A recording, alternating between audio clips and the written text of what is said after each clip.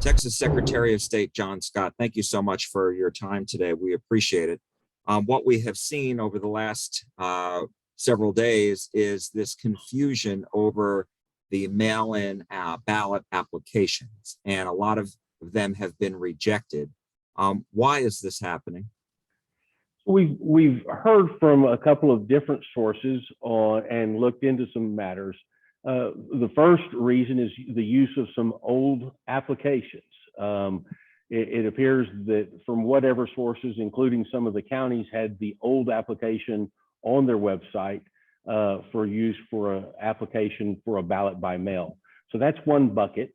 Another bucket has been the counties not able to match the number that has been provided by the applicant, the voter. So you said something to me just now that strikes me as surprising. So are you saying that the county elections departments had a link to the old form? That's the information we have, that a number of counties had some of the old forms up on their websites. The state, can you tell me whether that was Dallas and Tarrant, Collin, Denton, and others in North Texas? I don't know which specific ones there were, and I don't want to misstate that one of the counties had that up late, but we can get that for you, Jack. How much of a concern is that? Well, it's a huge concern. We had the new updated version on our website on December 3rd, the day after this statute went into effect. And so we want to make sure that everybody had access to that, and they still do have access by going to the Secretary of State's website. And I do believe that each one of the counties absolutely wants to have accurate information. I think they've been faced with a number of changes. This is the first time they've rolled out all these new changes. As part of the state putting out that new form on its website, December 3rd, you said, did you also send that to each of the counties? So what we've done is, in addition to that, we have also held webinars and in-person training. So the first of those trainings that was expressly for the application for ballot by mail and how it was to be handled was on December 21st, again, last year. And that was with these county elections administrators? That was available for every county election administrator in the state of Texas. And were there any questions back then from any of the counties as to which form they should be having access to? In other words, you said that the state had it. Did the state send that out, prior to the December 21st webinar? So my understanding is every one of the counties knows to come get those forms from us. We field tens of thousands of calls from the counties and other voters on these issues in an average year. And so, yes, they absolutely would have had known where to go to get that, just like they got it and incorporated it into the applications that they send out now. And was this new form discussed with the counties during this webinar? Yes. Oh, absolutely. And how to handle it and how to process it upon receipt.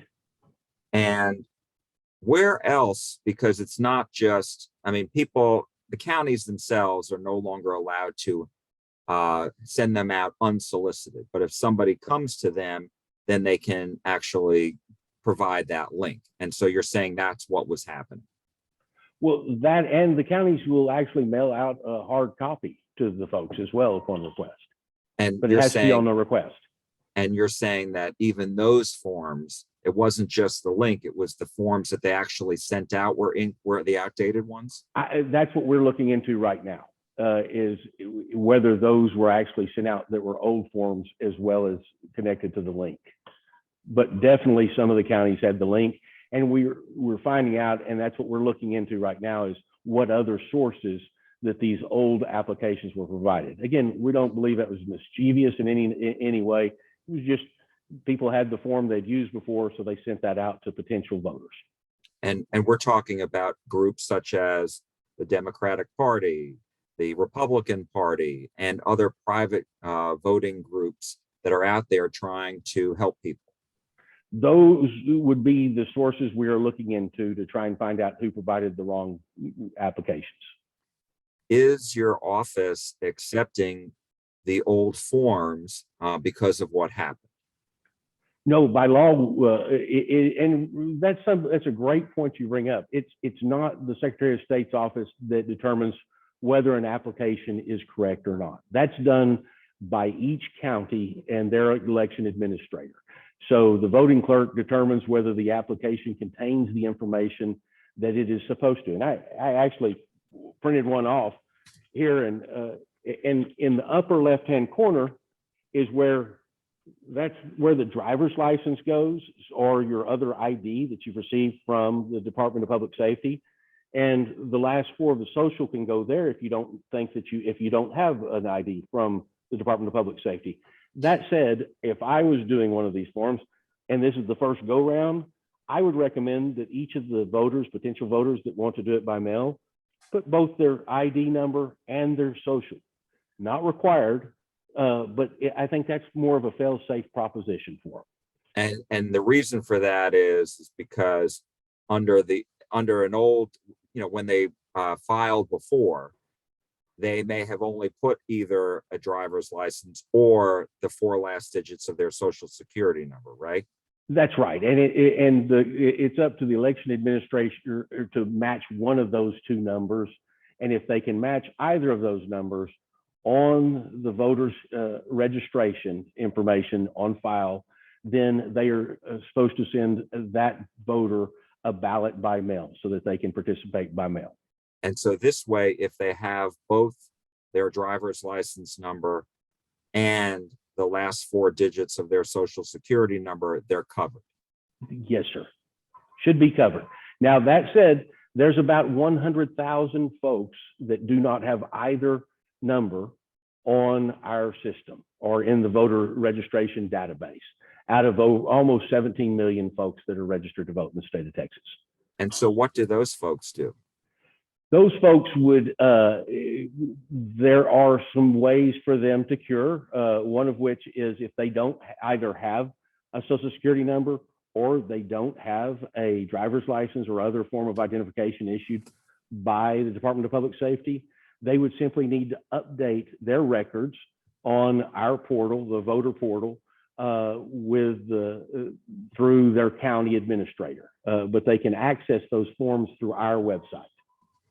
And I know we did a story yesterday, and my colleague made sure that the link to the up-to-date form on your website is included in that story. And I'm wondering, as far as the solutions for those folks who have had their form rejected, you would say to do what?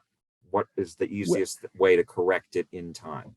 So that was the other, that's probably one of the best things that was included in SB1 that is part of the new changes to the law is we have a vote tracker, and they can access the vote tracker on the Secretary of State website, and they can actually find out what the status of their ballot is. If a ballot's been rejected, there is a portal within there if they have all the information required to get in it, which is their social security number, their driver's license number, and their address. They are then able to update that information online and confirm that that's who they are, and that is all they need to do to cure that potential defect. So they can actually in real time go in, see the status of their application for their mail-in ballot, and then fix it if there's an issue. That's correct, on those that have that required information on that. And that's all set out by statute. It's not something that we came up or dreamed up. And is there anything else that is being done right now? Because, everybody's pointing fingers, playing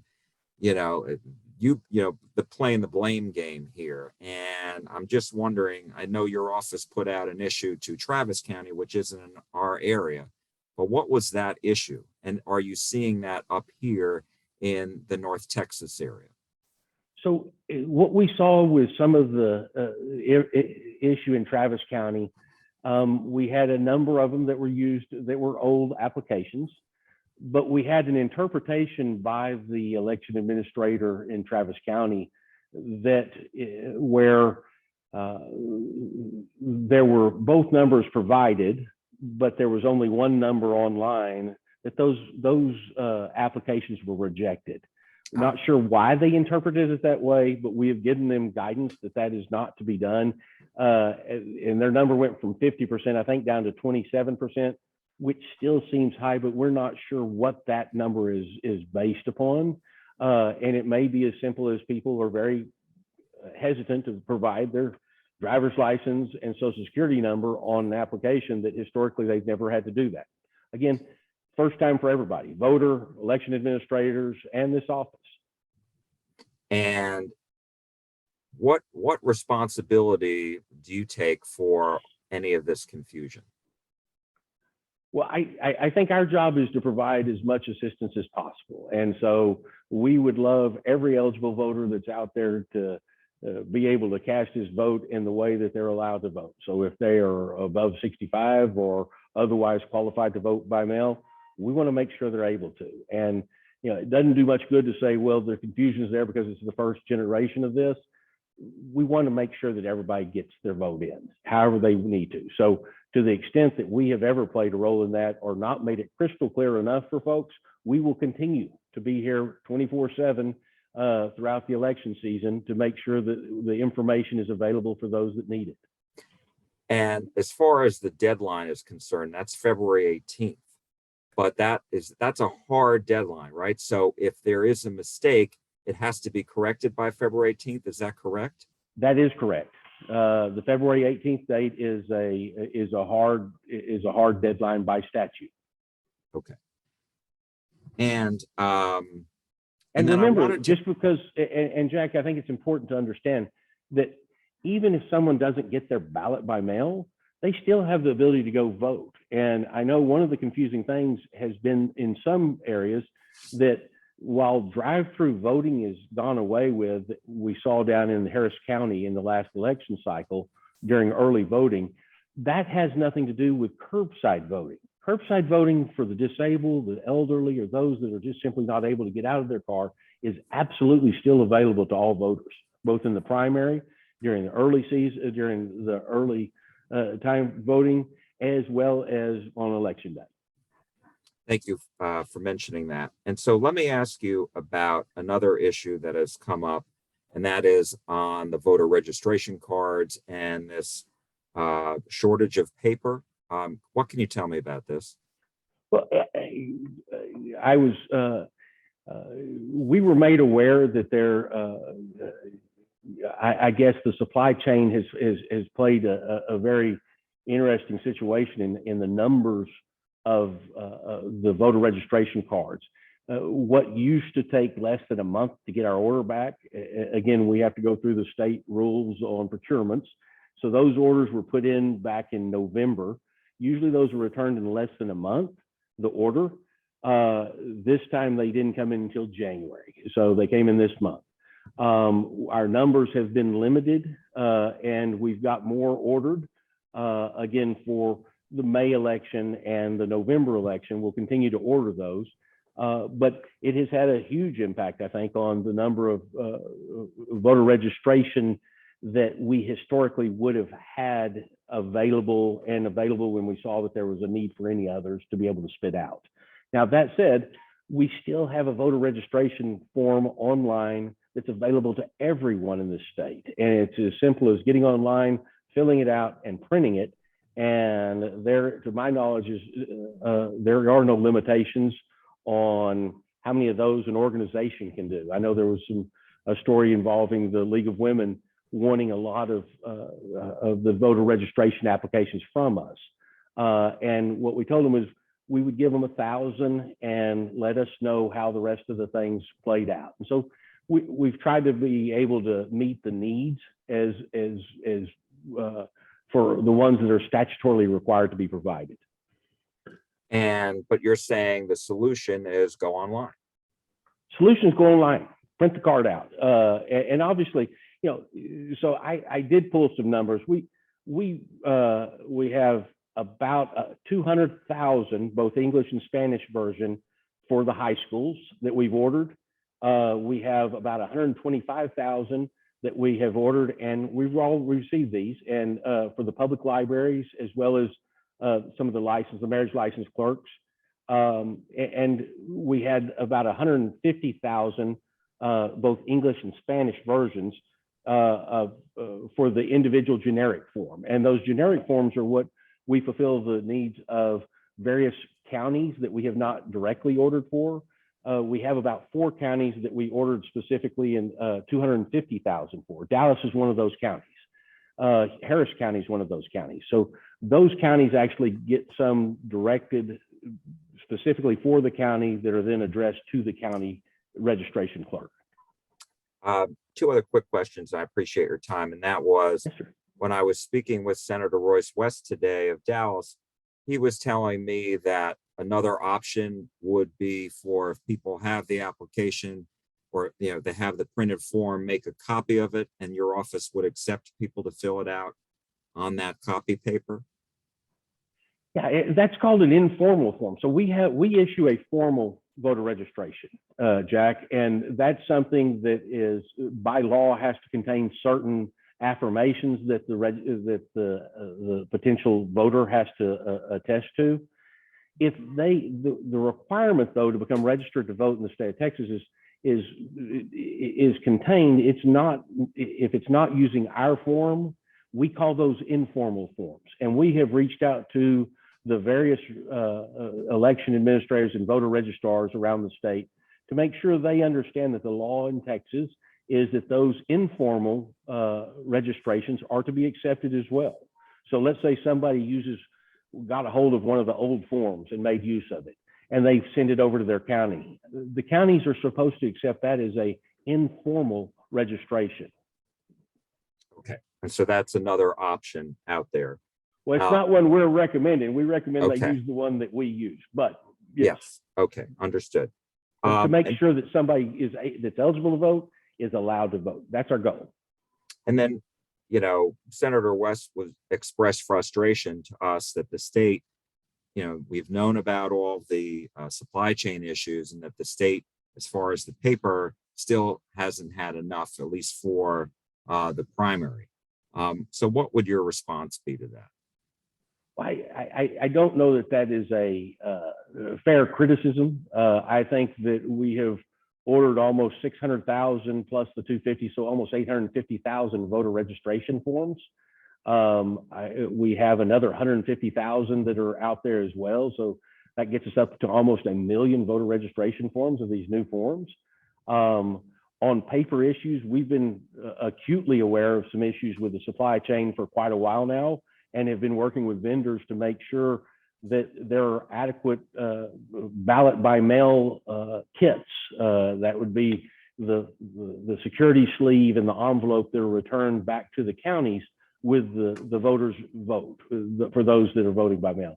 So we've done an enormous amount of trying to make sure that anybody that's eligible to vote in the way that they choose to vote has a form, a ballot to be able to vote with and mail back. And I think we feel pretty secure on that right now.